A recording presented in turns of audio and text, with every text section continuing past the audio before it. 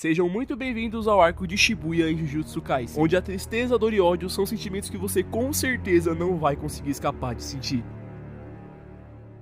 O arco do incidente de Shibuya é simplesmente o melhor arco de Jujutsu na minha opinião. Isso porque ele pega você totalmente desprevenido, sabe? Por que digo isso é porque ele já se inicia com o Mekamaru indo de base. Então você sabe que não deve esperar um final feliz dele, porque com esse começo já podemos ter em mente que os alunos podem acabar morrendo também. Isso traz aquele sentimento de medo, o medo de ver o seu personagem favorito saindo de cena pra sempre. E claro que isso não se limita apenas aos estudantes. No início do arco, após o ocorrido com o Mekamaru, ainda não tá acontecendo nada demais, só tem uma barreira impedindo os civis de sair de dentro dela. E os chamados estão ao redor pra ficar de olho no que pode acontecer. E dentro dessa barreira, o pessoal tava gritando por Satoru Gojo, mesmo sem conhecer ele. E obviamente isso chama a atenção do feiticeiro. Chegando no centro da barreira, ele dá de cara com Jogo, Hanami e Chozo. E de verdade, eu poderia fazer um vídeo só dessa luta deles, mas como eu quero ser breve, eu vou dar um resuminho aqui pra vocês. Ele basicamente leva a Hanami de base como se ela literalmente não fosse nada. O mangá deixa bem claro que essas maldições não tinham chance alguma contra ele. E com a morte da Hanami, o Chozo também tenta ajudar o Jogo, mas não tinha muito o que fazer, porque o Gojo tava com seu Mugen ativado. E o sangue perfurante do Chozo não tava conseguindo acertar ele e nem causar dano. Logo depois, um trem cheio de humanos transfigurados do Mahito chega no meio da luta. E por conta disso, o Gojo chega no ápice dele nesse arco, usando sua expansão de domínio em um tempo de 0,2 segundos, mano. E com isso, ele faz tanto os humanos transfigurados quanto os civis ficarem parados em pé. E como tava todo mundo ali sem se mexer, ele usou o tempo de 299 segundos pra exorcizar 1000 humanos, mano. Eu não diria exorcizar, mas deu pra entender mais ou menos, né? Porque não eram maldições, e sim humanos de verdade. E esse feito de velocidade do Gojo, eu acho que ainda não foi quebrado no anime, viu? Me corrija nos comentários se eu tiver errado. Porém, meus amigos, com uma mente brilhante e com o plano certo, Kenjaku no corpo do Geto consegue selar o Gojo com o reino da prisão. Tudo que ele precisava era que Gojo ficasse pelo menos um minutinho ali parado. E como o Kenjaku tava no corpo do antigo melhor amigo do Gojo, isso não foi muito difícil de fazer, né? E bom, depois do selamento de Satoru, a gente vê a Mei junto com o seu irmão enfrentando uma maldição de classe especial. Ela com muita dificuldade consegue vencer. E também se não fosse pelo irmão dela, eu acho que ela teria ido de base também. E agora com o Itadori, a luta dele contra o Chozo é muito bem escrita, porque não se trata só de poderzinho, sabe? Ali tem estratégias muito boas, tanto do Itadori quanto do Chozo. E no começo, o Yuji tava com muita dificuldade de conseguir enfrentar ele, mas como a estratégia é simplesmente genial, ele consegue trazer o Chozo pra uma luta no mano a mano. E a gente sabe que o Itadori se garante bastante na porrada, né? E no meio dessa luta, Yuji entende que ele não seria capaz de salvar o Gojo, mas ele ia pelo menos tirar o Chozo do caminho, porque ele poderia ser um problema. Mas infelizmente ele não conseguiu nem isso, porque o Chozo também reconheceu o Itadori como uma pessoa muito forte, que também muito provavelmente seria um obstáculo para as maldições. E assim, o vitorioso dessa luta é Chozo. Porém, na hora que ele ia finalizar o Itadori de vez, ele tem uma lembrança que nunca aconteceu, onde ele tava com seus dois irmãos, mas o Itadori também estava lá, como irmão dele. Isso faz ele ficar totalmente confuso com a situação e sai correndo do local desesperado, porque na mente dele ele havia eliminado um irmão. E com esse ocorrido acaba abrindo portas para algo ainda mais catastrófico. Mas a gente vai falar disso mais tarde, não é mesmo? Porque ao mesmo tempo que isso aconteceu, Dagon tava indo pra cima da Maki, Naobito e Nanami, e foi uma luta muito difícil pra esses três. E se não fosse o Megumi entrar na expansão de domínio do Dagon, abrindo um buraco, muito provavelmente eles teriam ido de base também. E quando o Megumi abriu esse buraco, Fushiguro Toji acabou passando por ele, e ele tava caçando pessoas fortes pra poder enfrentar. E o ser mais forte ali no local era o Dagon. E sem muita dificuldade ele ganha dele sozinho, mostrando a gigantesca diferença entre ele e os demais que estavam lá, porque tinha 3 e não tava conseguindo peitar a maldição, tá ligado? E depois disso, o seu próximo alvo era o Megumi. A luta entre pai e filho se iniciava, mas obviamente o Megumi não sabia que o Toji era o pai dele. Mas agora partindo pro jogo, ele chega no local onde Dagon foi exorcizado e ele fica muito triste por perder um grande amigo. E com muita raiva ele derrota Nanami, Maki e Naobito sem muita dificuldade, pra ser sincero. Quando ele sai correndo do local por ter sentido os poderes do dedo do Sukuna, acaba vendo Mimiko e Nanako dando alguns dedos pro Itadori comer. E aí ele tira elas de cima dele pra poder dar mais 10 dedos pra libertar o Sukuna. E agora, com 15 dedos, o rei das maldições, Ryomen Sukuna, desperta. E meus amigos, daqui pra frente é só pra trás. As primeiras vítimas dele são Mimiko e Nanako, pra vocês terem ideia. Porque elas meio que tentaram mandar no Sukuna. E a gente sabe que ele é um pouco arrogante, né? E aí depois disso ele olha pro jogo e diz que se ele acertasse um golpe, ele faria Shibuya se afogar em caos e morte. E com isso começa uma das lutas mais incríveis e chamativas desse arco. O Sukuna obviamente acaba ganhando do jogo, e num ato de desespero a maldição faz um meteoro tentar atingir ele. Isso faz uma grande parte de Shibuya ser destruída. E nesse duelo incrível de fogo contra fogo, o Sukuna vence, e assim acaba exorcizando o jogo. Mas antes dele morrer de vez, Sukuna diz pra ele se orgulhar, pois em 1000 anos, entre lutas com xamãs e maldições, ele era forte e agradável. E o jogo começa a chorar de emoção, assim morrendo de vez. Agora voltando pra luta do Megumi contra o Toji, é uma luta muito técnica e extremamente complicada. E no meio da batalha, Megumi acaba surpreendendo o Toji, trazendo suas memórias de volta ao corpo dele. E depois de se lembrar de tudo, o Toji pergunta qual é o sobrenome do Megumi. E quando ele responde que era Fushiguro, o Toji acaba tirando a própria vida, dizendo, sorte sua. E depois disso a gente vê a luta do Sukuna contra uma Horaga. Isso porque o Megumi tinha invocado essa sombra para enfrentar o Haruta. Sim,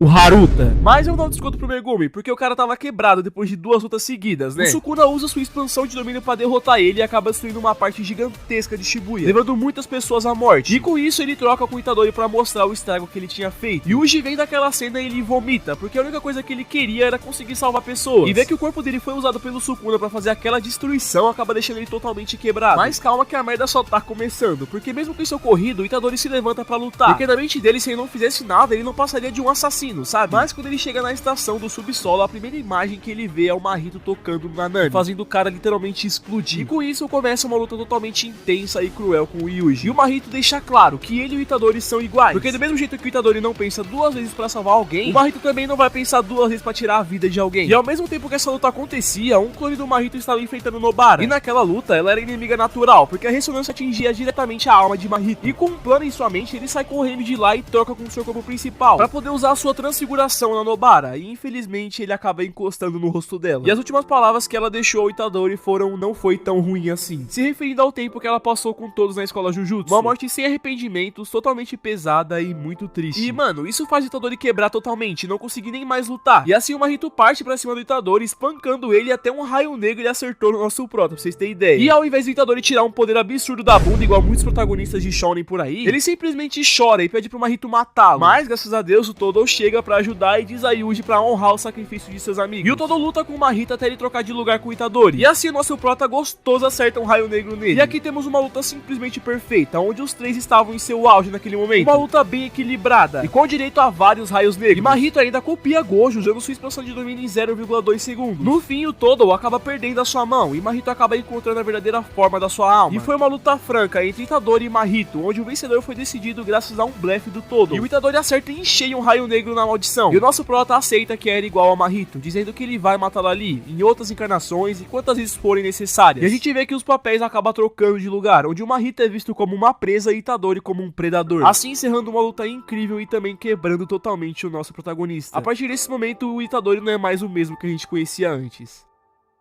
Mano, eu gostei muito de ler esse arco de Shibuya, eu tô muito ansioso pra ver no anime como é que vai ficar. E tipo assim, depois dessa luta aqui do Mahito contra o Itadori, aconteceu algumas coisinhas ali, mas era meio que pra iniciar um arco novo, sabe? E por isso que eu resumi até a luta do Itadori contra o Mahito só, beleza? E bom, se caso você gostou desse vídeo, não esqueça de se inscrever no canal que vai estar ajudando muito. Bora bater um K até o final do ano, conto demais com a ajuda de vocês. E se você quiser também, sinta-se à vontade pra assistir esse outro vídeo aqui do canal, que é muito bom. A gente se vê no próximo vídeo, fique com Deus e até mais, falou!